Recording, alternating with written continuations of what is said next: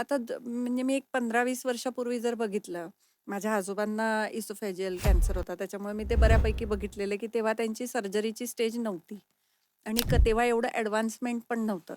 तर तेव्हापेक्षा आत्ता काय-काय ॲडव्हान्स आपण की आधी असं होत होतं आणि आत्ता ही टेक्निक आली त्याच्यामुळे तो खूप फरक पडलेला आहे. तर तसं काही गोष्टी आहेत का? आहेत ना, आज डेफिनिटली सगळ्या प्रकारे म्हणजे पहिली गोष्ट डायग्नोसिसमध्ये आता खूप फरक पडलेला आहे.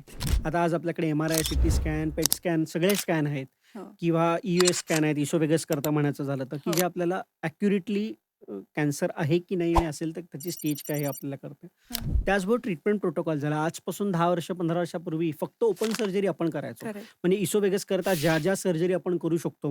3-4 अप्रोच आहेत. पण सोप्या भाषेत सांगायचं झालं तर आयदर पोट उघडून करतो आपण किंवा फुफ्फुसाच्या पिंजऱ्यातून ओपन करून करतो आणि मग शेवटी मानेतून ओपन करतो. तर हो. ओपन सर्जरी होती.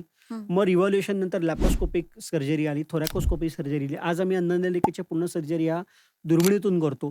पोटातून दुर्बीण टाकून किंवा फुफ्फुसाच्या इथून दुर्बीण टाकून.